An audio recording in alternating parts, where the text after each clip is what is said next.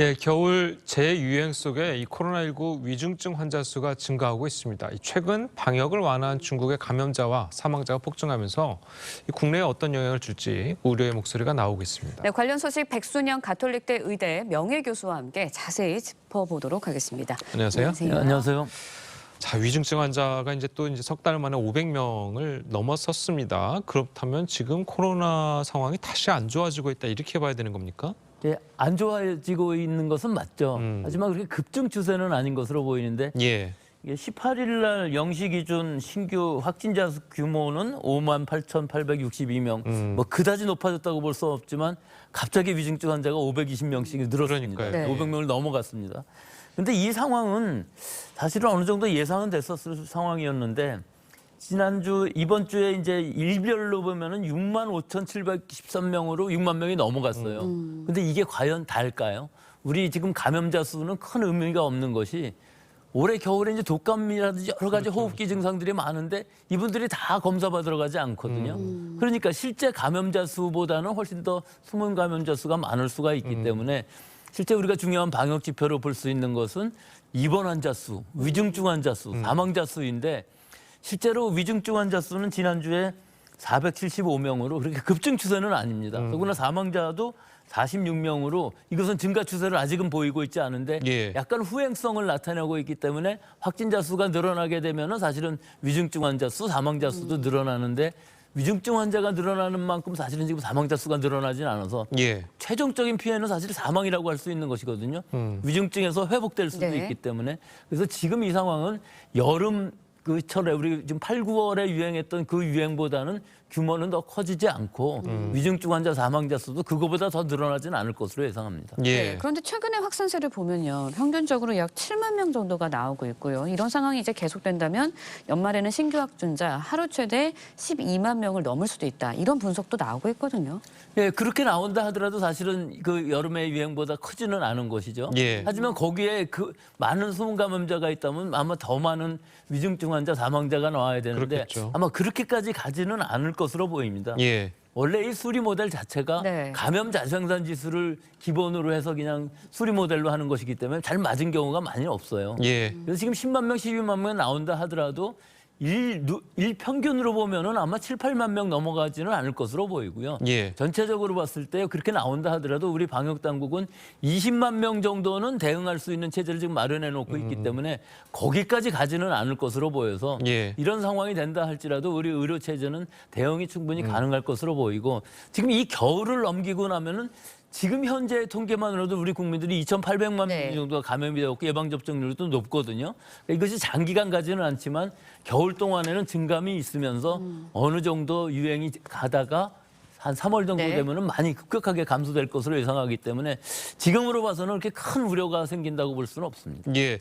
자, 그래도 이제 뭐 교수님 말씀하시기에는 물론 여름보다는 뭐 크게 늘어나지는 예. 않을 거라고 이제 말씀은 하셨는데 그래도 뭐 직전보다는 뭐 좋아지고 있는 건 아니지 않습니까? 코로나 상황이. 다만 좀 다른 것은 이렇게 뭐 다블링이 된다든가 이런 것은 아니고 서서히 늘어나다가 감소되는 꼬리가 길게 가는 추세를 보일 것으로 보이기 때문에 오히려 이런 것은 우리가 엔데믹, 즉 풍통화로 가는 과정 중에 있어서 연착륙이 가능하다고 볼 수가 있거든요. 우리 의료 체제가 잘 적응하면서 대응하면서 큰 문제만 없다면은 사실은 이 상황이 너무 길지만 않다면 크게 위험한 상황은 아니라고 볼 수 있습니다. 그러면은 이제 실내 마스크를 이제 완화하는 것도 이 교수님도 이제 찬성하시는 그런 입장이신 거예요. 네, 저는 지금도 얼마든지 가능하다고 봅니다. 근데 이것은 마스크를 벗자는 의미가 아니고요. 의무를 해제하자는 의미도 아닙니다. 예. 권고로 바꾸자는 얘기죠. 더구나 대중교통이라든지 또는 의료기관이라든지 또는 요양시설, 요양병원 같은 고위험 기관들은 의무를 그대로 남겨두는 데다가 예. 또 더 중요한 것은 지금 한 번도 감염되지 않았던 분들 또 미접종자 혹은 한 번밖에 접종하지 않았던 불완전 접종자 같은 분들은 오히려 감염 위험성이 더 높아질 수밖에 없어요.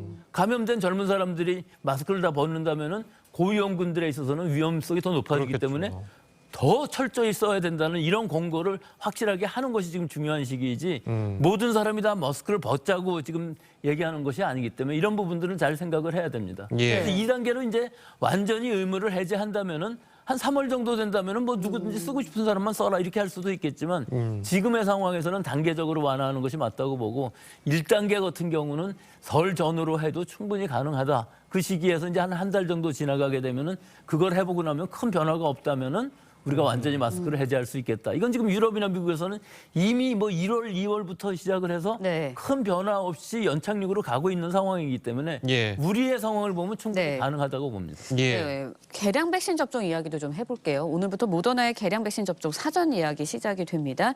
마스크 해제가 이제 논의가 되는 상황에서 고위험군 접종률 어떻게 끌어올릴 수 있냐 이것도 관건일 것 같아요. 글쎄요, 이건 수용성이 굉장히 떨어져 아마 어렵기는 합니다만은 사실은 이 예방 접종을 받아서 이득이 큰 사람 부류는 분명히 있습니다. 또 지금 오늘부터 모더나를 맞기는 하지만 모더나는 사실은 12세부터 17세까지는 허용이 되지는 않고 있어서 파이자 백신을 12세부터 17세까지 맞을 수 있는 상황인데요. 이 두 가지의 개량 백신은 BA.4, 5 대응이기 때문에 지금 유행하고 있는 BA.4, 5 아니면 다른 변이주들에 대해서도 충분히 감염 예방 효과를 예. 기대할 수 있기 때문에 고령층이라든지 고위험군들, 특히 요양병원 요양원에 계신 입소자라든지 종사자들, 또 12세 이상이라고 그러면 면역 질환이 있거나 어려서부터 미숙아로 태어나서 면역이 약화되어 있다든가 기저질환이 있다든가 비만이 있다든가 네. 혹시는 또 담배 많이 피시는 분들도 기저질환이라고 볼 수가 있기 때문에 그렇죠. 예방접종을 맞는 것이 지금은 올겨울 잘 지낼 수 있는 이득이 훨씬 큰 계층이라고 볼 수 있습니다. 예. 네. 자, 그리고 이제 저희가 또 걱정할 만한 것이 얼마 전에 이제 중국이 하도 뭐 네. 코로나 방역을 세게 하니까 시민들이 이제 시위를 해가지고 이번에 좀 풀어졌었잖아요. 그랬더니 코로나 환자가 갑자기 급증하는 자 그런 상황이 됐어요. 그래서 중국에서 들어오는 것도 우리가 이제 걱정을 해야 되고 또 우리가 이제 또 완화를 하면 중국처럼 또 늘어날까 이 걱정도 있는데 교수님 보시기엔 어떻습니까? 근데 우리하고 중국하고는 완전히 다릅니다. 중국은 그 과도한 방역 완화로 제로 코로나 정책이라는 게 그게 사실은 말이 안 되는 상황이거든요. 아무리 막아도 퍼질 수밖에 없는데 너무 예. 많이 막음으로 해갖고 자연 면역인 사람이 없는데 별로 없는 데다가 또 예방 접종도 그렇게 많이 하지를 못했어요. 그 중국 백신만을 고집했기 때문에 사실은 3차 접종률만 보면은 고령층에서 80대 이상에서는 약 40% 정도밖에 접종률이 안 되거든요. 그리고 개량 백신은 전혀 하고 있지 않고요. 그런데 이걸 갑자기 방역으로 완화하면은 중국 인구가 14억이거든요. 그럼 PCR 검사를 안 한다 그러면은 실제 통계상으로 잡히는 숫자는 뭐 지금 수천 명에 불과하지만 수만 명, 수십만 명, 수백만 명이 걸리는 것이 뭐 당연히 눈에 보이는 일이고 이렇게 되면 의료체제 붕괴가 일어날 수밖에 없지 않습니까? 그럼 사망자가 적어도 수십만 명 이상은 나올 수 있는 개연성이 있고 만약에 그렇게 많은 증식이 일어난다면은 중국에서 새로운 이제 파이라는 이름이 그렇죠. 지어지거든요. 파이라는 전혀 새로운 변이주가 나올 가능성이 있고 그것이 우리나라에 들어올 가능성들이 충분히 있죠. 예. 그런데 우리나라는 좀 달라요. 우리는 2,800만 명 정도가 거의 오미크론에 감염된 데다가 예. 그거에 숨은 감염자 수만 해도 한 반 정도 하면은 한 80% 정도는 자연 감염이 있고 예방 접종률도 높기 때문에 그런 바이러스가 들어와서 많은 사람이 감염된다 할지라도 우리는 먹는 치료도 많이 확보가 되어 있는 상황이라서 사실은 감염자 수보다는 위중증이라든지 입원 환자 수, 사망자 수는 상당히 안정적일 가능성이 있어서 크게 우려할 염려는 없다고 아직까지는 생각하고 있습니다. 예, 알겠습니다. 자, 오늘 교수님 말씀 여기까지 듣겠습니다. 잘 들었습니다. 맞습니다.